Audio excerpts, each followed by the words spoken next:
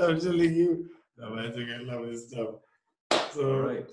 hi guys, and welcome back to DJ Talk. And yes, we are social distancing-ish. Yeah, you can see. Took us out.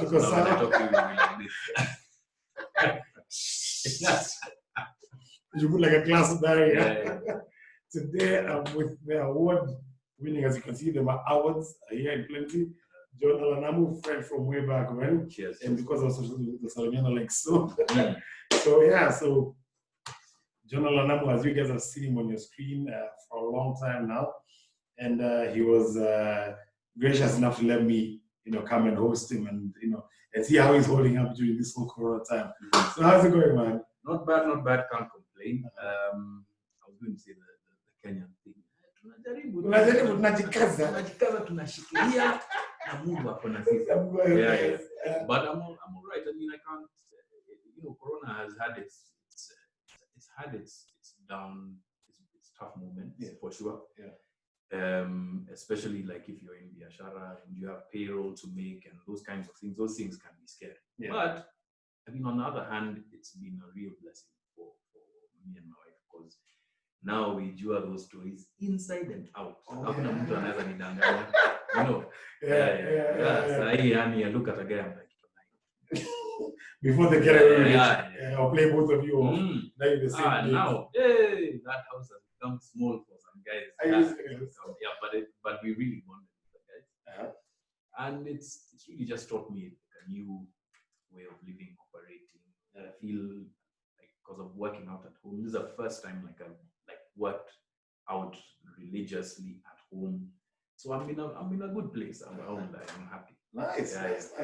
So one of the few people who are okay, but we say we must look on the brighter side of life. Yeah? Yes. So that's a good thing, and of course the reason I started this was my first little rant. I said people are living with people who they were like, why did I marry this chick or why did I marry this dude? And how is this? I'm like, what is? I mean, after this Rona thing is over, we're done. Yeah. And that here is very positive. Yeah. Cases of the opposite with the same story. Yeah, for sure. And for you guys now as journalists, how is that going? It's because you still have to report. You still have to be out there. To be honest, I mean, it's really one of the more, people think about it from the point of view of just get us information in India, but I don't think there's ever been a more dangerous and stressful time for journalists outside of reporting conflict and that sort of thing, because every time you go out, even for an interview as simple as this, you are risking yourself, you're risking, so it's masking up, gloving up, that sort of thing, and just making sure that you try as much as possible to socially distance. B, you just follow the protocols. In fact, I don't even know where I left it. I have like a spray with sanitizer, like a small one I carry with me everywhere. Okay. So it's just those kinds of protocols. But then I think because it's happening at the same time to everybody, it's just one of those moments in life and in history when you look back on and you'll be like, man, what were those months like or those years like?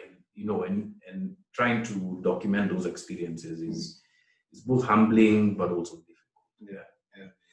Now going backwards into your career, of course, the hottest anybody knows is Jicho Bevu. Nah, pale tunaona jamaa.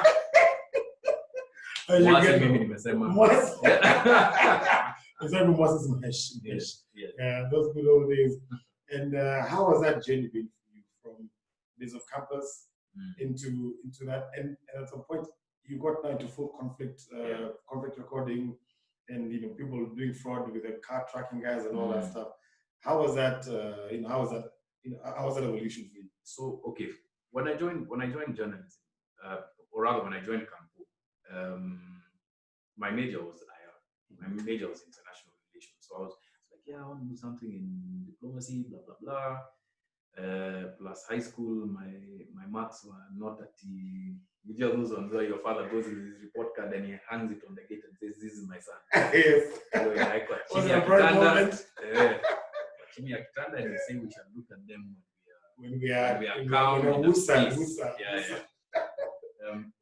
But I always enjoyed, because IR, politics, history. Those were the kind of things that got me going even at that time. But then there was always this seed now, like I wanted to do something in terms of media and writing and stuff. So I switched my major. Then I got an internship about 2 years later. But I think it was within my first couple of months that I realized that I wanted to do stuff that's more in depth, more than just your today in the news.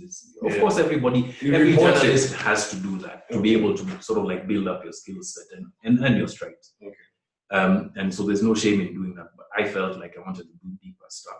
Then, like you mentioned, Moha and I, we linked up in the newsroom. Any funny story. Moha is a hustler, man. Like the first days in the newsroom, like I remember the first conversation we had was over shoes, because he had come with some shoes that he was selling in Ethiopian leather. But we're trying to hustle, and if you make some tunes now, the side was even me, I was like, this leather looks nice, but the tunes, the pockets is not looking as nice. Yeah, then I mean he keeps telling me that I was one of the first people who invited him out to lunch, because he was working in Coastal before. And in Coastal, when you go out to lunch, Nairobi, guys, can I just know? Yeah. So we hit it off, and it turns out he was also very interested in doing now like a lot more investigative in that stuff. So he started a little bit before me, and then a story comes across his desk, and our managing editor at the time asks him, "Who do you want to work with?" And he's like, "That Jama over there." And apparently our managing editor was like, "That guy." Yeah, there was no love. Will, are you sure? Kizungu mingi. But I mean, it just turned out to be one of those things where it happened, and the rest is history, man. Yeah. But when the guy told me I got a fee, Mimi. Kizungu mingi.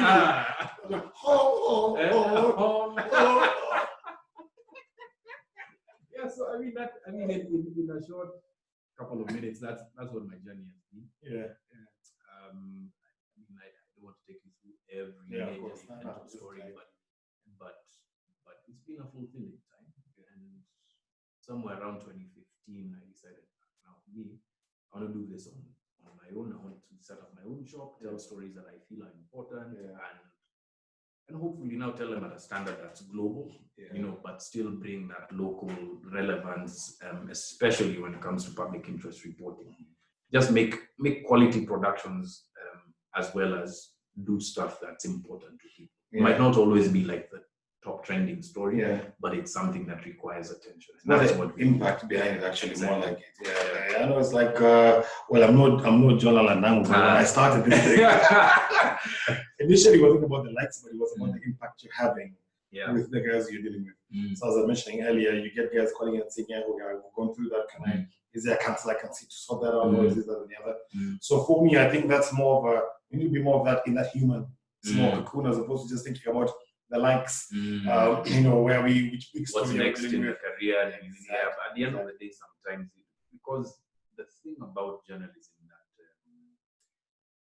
that I think people don't often see is that, man, it does things to you, transforms you in many ways. So like first 3 years, I'd say, you feel like you're the pro.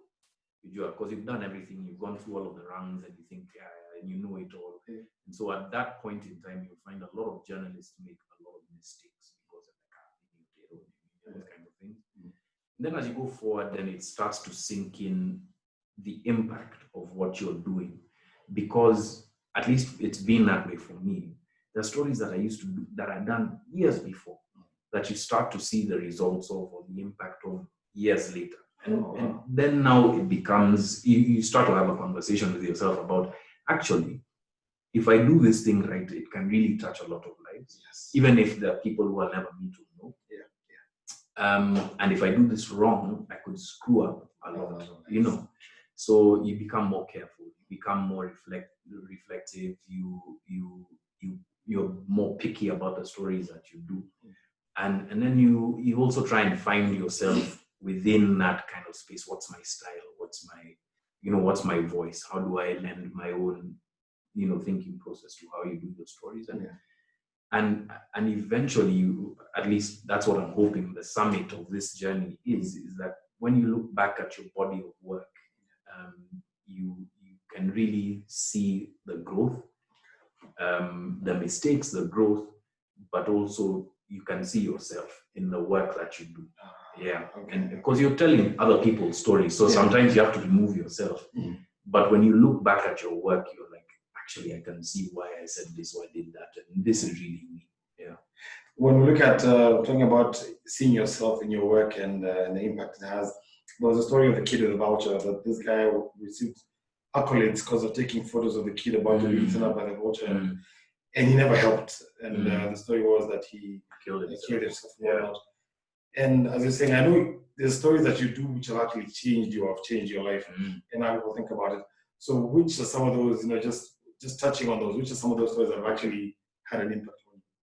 Well, in 2015, it was our swan song, Moha and I. The last story that we did, like the last big investigation, was about lead poisoning in Mombasa.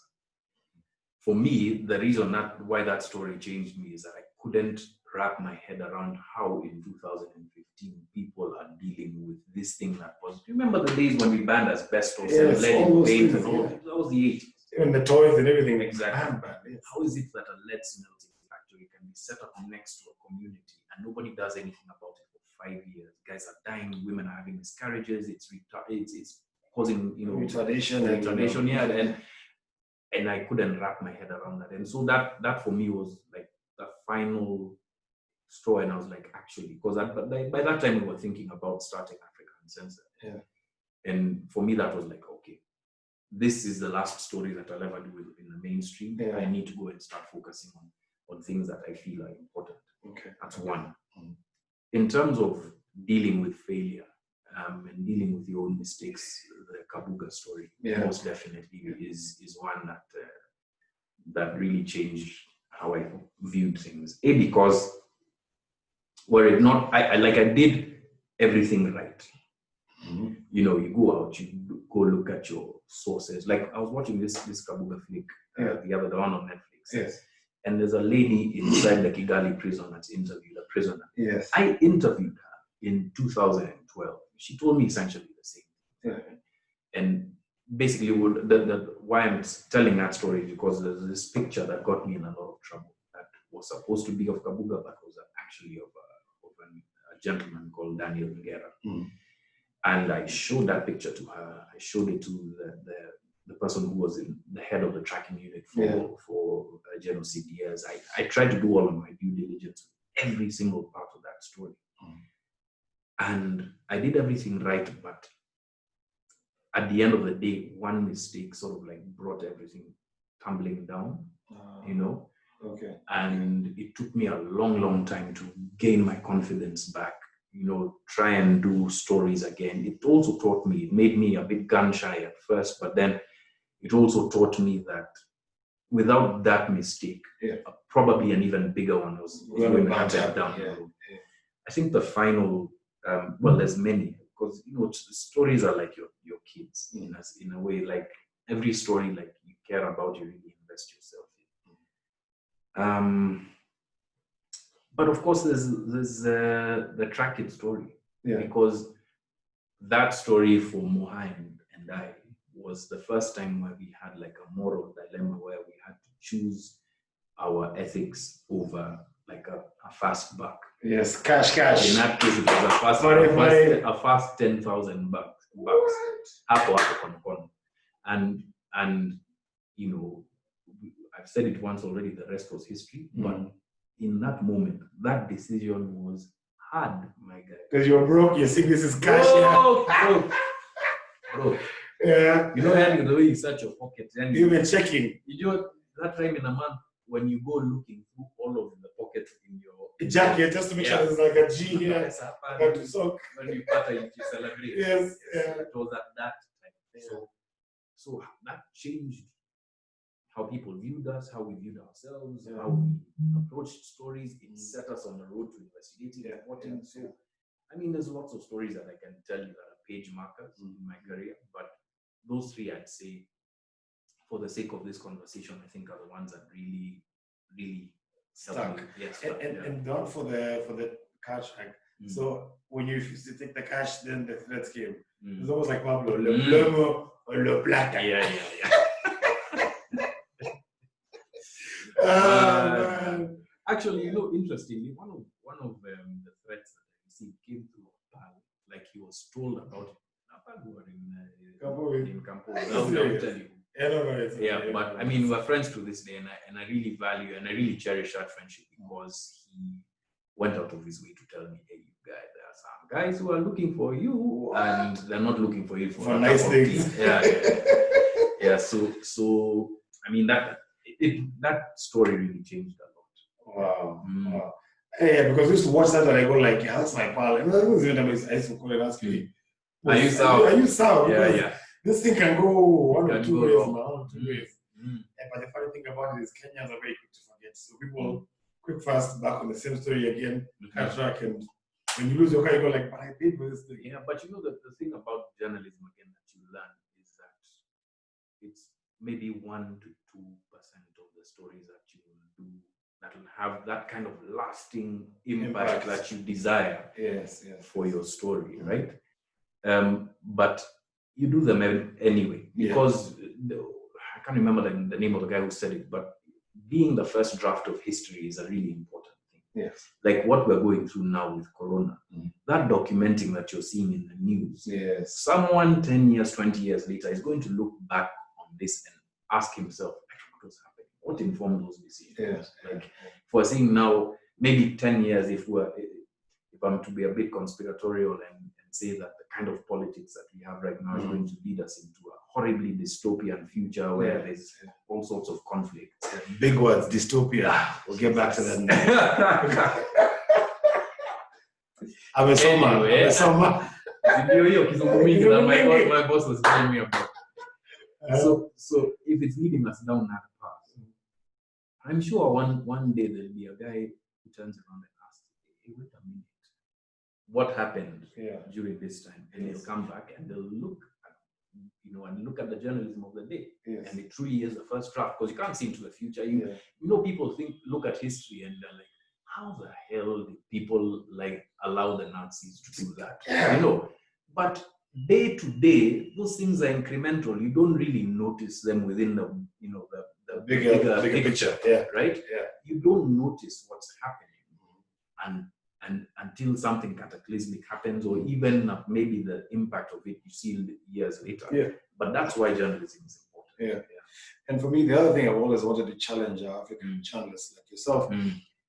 We talk about the Nazis, and we talk about the other than what we saw happening in Rwanda. We also had our own Holocaust, our own genocide, in Africa during the days of slave trade and the days of colonization and whatnot. How come we've never gone back to that? Or is it just it's not a juicy story anymore? Because I also like history. I've read King Leopold's Mines and whatnot. And sometimes in your British go and you read that stuff and you get upset. And you're like, this story. So I'm not even saying I don't have anything against white people, but why don't we have our own writing our version, what we saw, what we what happened to us? That's a really heavy question, and I think it's political. That question, the answer to the question is political, it's social, it's cultural, it's everything, right? So if I was to walk you through history, what was the worst thing that the white man did to us? It wasn't brutalizing us, even though that was terrible. Right?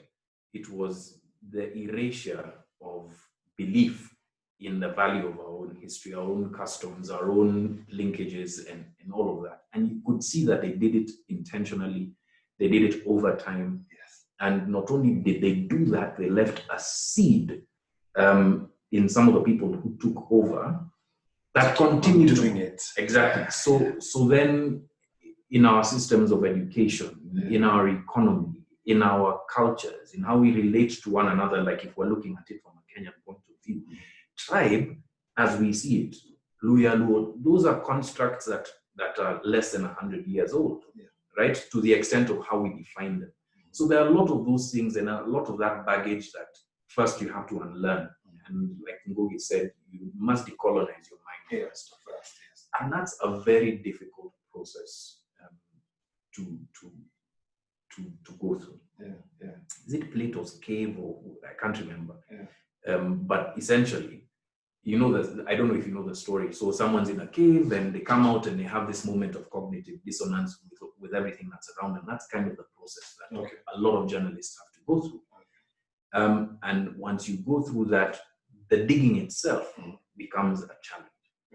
And I encourage you to look at Wandi Anjoya's Facebook posts on a daily basis. She's doing exactly what you're talking about. She's mining through layers and layers and layers of history to start to understand systemically what our problems are, where they come from, and why it is that we have them today. But it's almost like a labor of love, and it's not that many people who will do it, right? Plus, I mean, the challenges of today are so many. They're legion. Like you also have to decidedly like pick up and see you run with it. And so then there are never going to be many people who now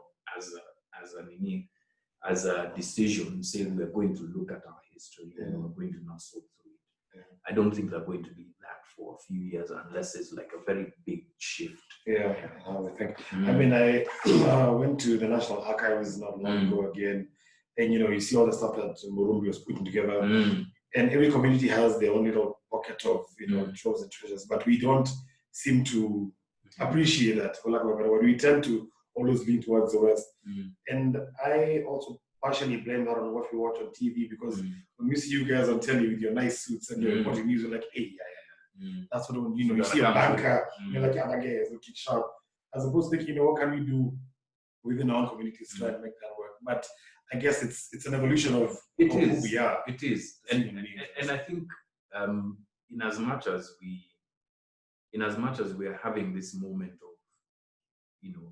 looking at our history and our culture, the way we dress, the way we talk, the way we relate, and thinking, why am I doing this? You see, that's how societies have developed, right? It's not always this homogeneous group of people who will exist through, exist through time in the same way. Even the English have influences that they don't even know where they came from, but had a seed in something.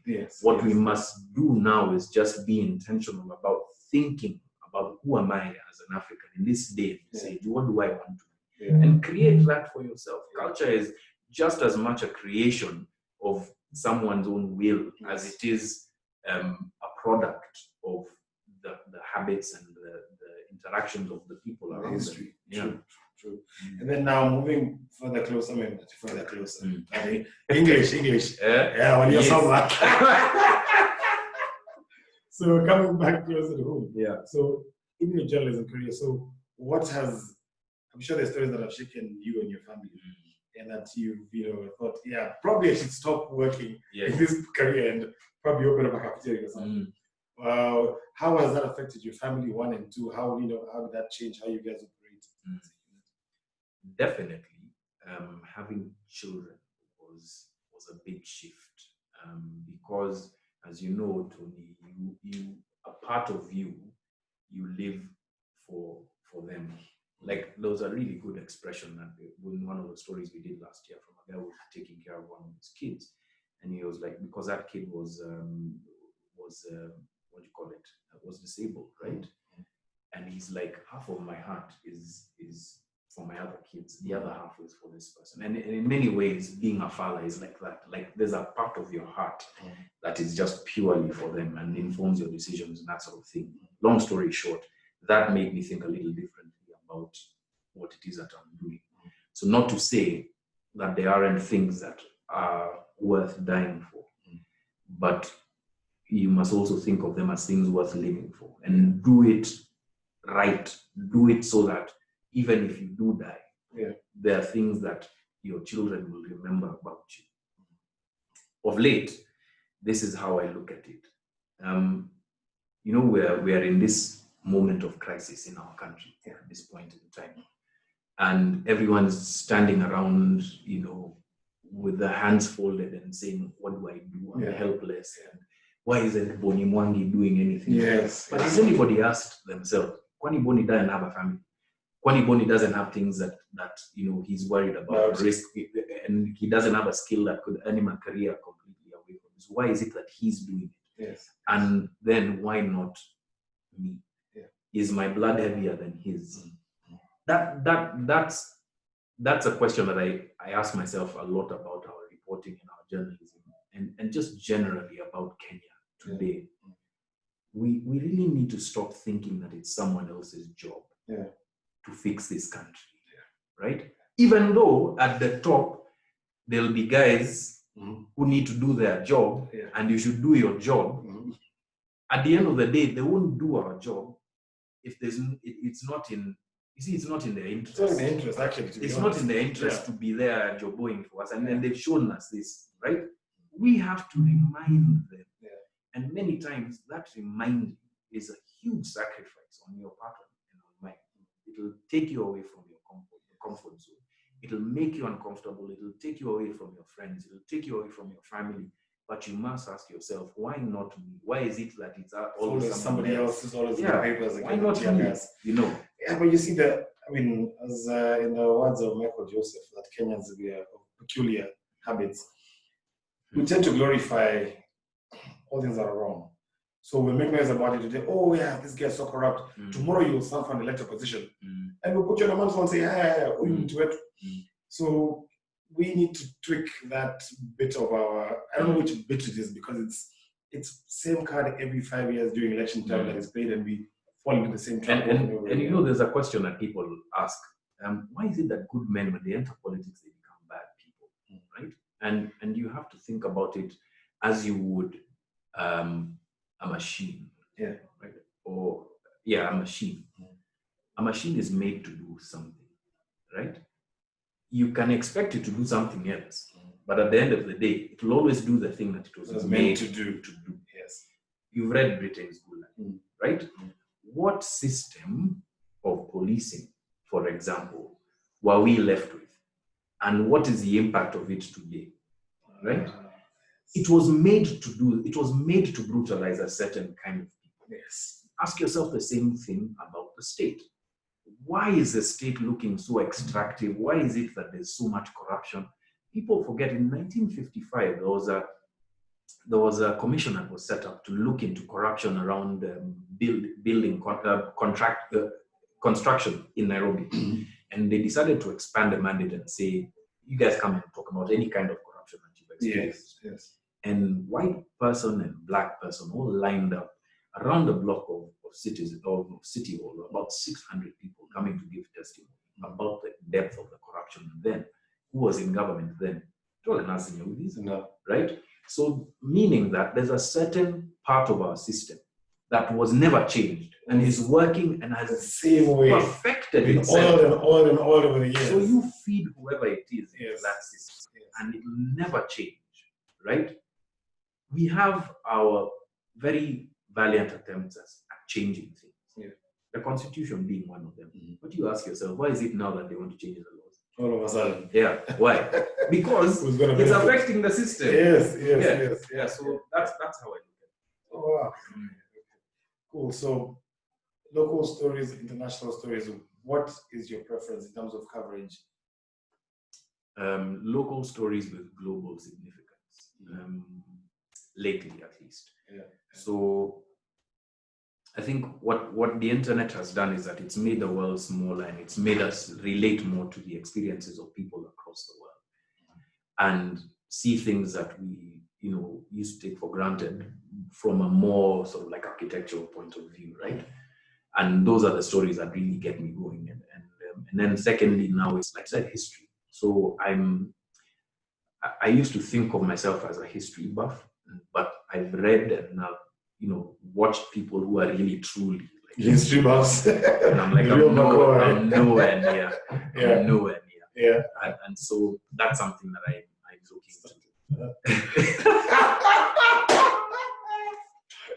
planning. While we are laughing, Tony had set a timer that he didn't set. So he's I just set said it. and it started. So now we are actually starting. Now we're starting the time. Oh, I love it. yeah, so anyway, what was that? When you do a timing. Yeah, so I mean, those are the kinds of stories that I'm interested in. Yeah. Hopefully, over the next few years of my career, those are stories that I'm going to tell that people will respond to and really start to see things a bit more. Okay, so see the system, I guess. So you've done international, you've done local, now with Africa and Tanzania. We've seen you on the Netflix series, and I remember I was complaining and telling you, us guys are being seen shooting up drugs. Well, the other folks on the other side of the rails are not. So I almost feel like it's always biased journalism. Look, there's always, you see, that's, now those are the things when those are the things that people don't view as privilege, as white privilege, for instance. Yeah. Like there's someone, I can't remember who he was, I saw it online. It's white privilege isn't so much the fact that I have more tunes in my pocket. It's the fact that even if I don't have tunes, I have a home that was passed down to me, that sort of thing. It's the things that are not absent from your life. Yeah. You get. Whereas for us, dignity is one thing that had been stripped away from us. Identity. So even to the people who are attempting to put us on that level, there'll always be things that they just are blind to, right? And they'll be like, no, it's just some guy shooting drugs. Yeah. Who cares, right? You get it? And that's unfortunately what you will see in the media a lot. Yeah. And you just, I think we have to be brave about pointing it out. Yes. Right? I really, because there was that for the shooting of people shooting up drugs, and they were not even hiding. The guys actually put labels in. The second one is when they're reporting on African stories, the dead bodies are everywhere. The faces are not being covered, and I'm like, dude, if that was in the States or anywhere else, that would be hidden. So why aren't we also calling them out? We need to also have that. And I think now people are really doing so. I mean, in the latter part of my career, I've seen a lot of people who have challenged the way things are reported, have challenged the stripping of our humanity. Someone like Nanjala Nyabola, she's a great mind, and she does that a lot. I've seen a lot of people doing that now. But yeah, in the media itself, we should be braver about it. Call it out. Okay, so what can we expect now after COVID? I mean, COVID, of course, is still reporting, but what after COVID? What are your big plans? My big plans are, well, I want to do my master's. Okay. Not that is so I can go and show my folks. Finally! Look, Mama, I made it! But it's something that I'm interested in. I mean, it's taken me, a better part of 15, 16 years for me to decide, and now finally I have. Hopefully I finished that. In terms of public output, I'm hoping to do a lot more on these streaming platforms. Okay. That's my prayer, so that the kind of storytelling that we have here becomes something that people recognize and respond to across the world. And maybe in a small way, just show that our stories also have value. And in the way that, you can watch a political drama playing out in the States or in the UK and follow it. Our stories are just as interesting, just as pithy, just as nuanced, but it's taken such a long time for people to start looking at Africa and at Kenya and in our communities in Nairobi, and so I really just want to be part of that, generation of people who are really telling stories that are about us, that have our interests at heart in a sense because they are talking about us. Yes. Yeah, so putting it generally, that's what I want. Okay. That's how we get a bigger cabinet. Let's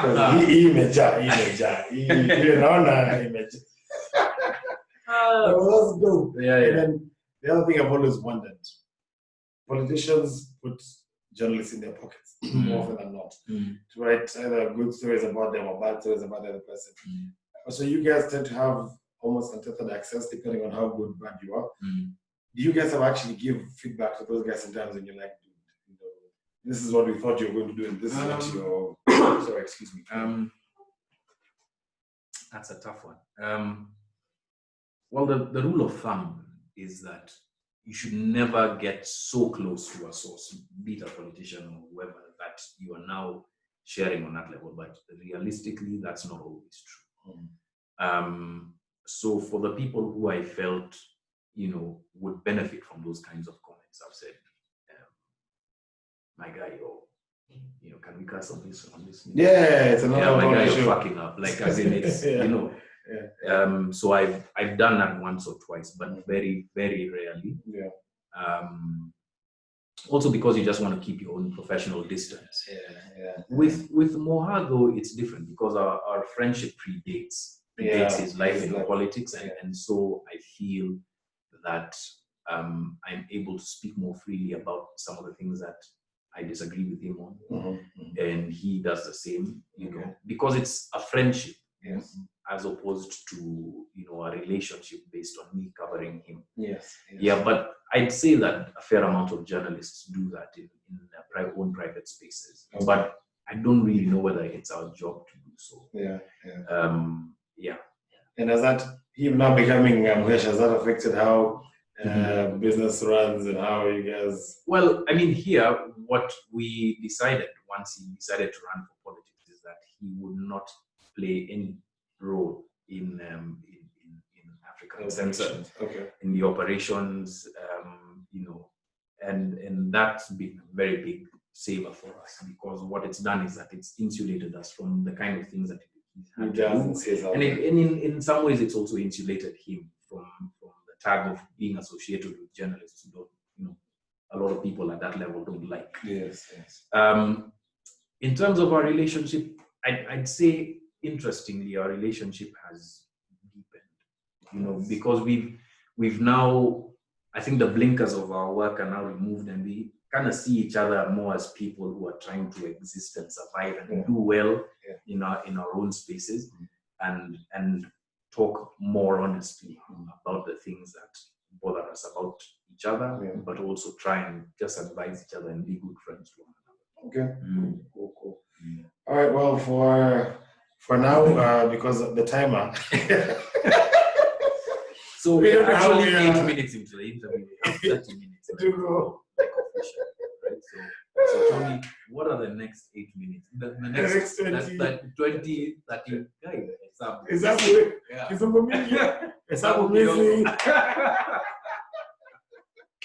No, but usually I start off by usually asking someone to introduce themselves. And I did the opposite this time. I introduced him. So we shall close off with him introducing himself. Who he is, what he does, and I won't say who he does. But yes. Anyway, so everybody, my name is John Allan Namu. I am, first of all, a father and a husband. I am a person who's getting to know himself better in my late 30s. I am a journalist. I run African Censor. We do public interest journalism. And who I hope to be a more complete person. I hope to be a person who, when I'm dying, I look back and I'm like, this guy messed up a bit, but I'm all right with it. I did the deed, and so that's why I did it, man. Exactly. Well, thank you so much for taking time. No worries, man. Thanks for coming by. Appreciate it. And if you see me on this channel, just know that the papers I've seen on the desk. All right, guys. Catch you on the next one. Thanks, Sean. Cheers.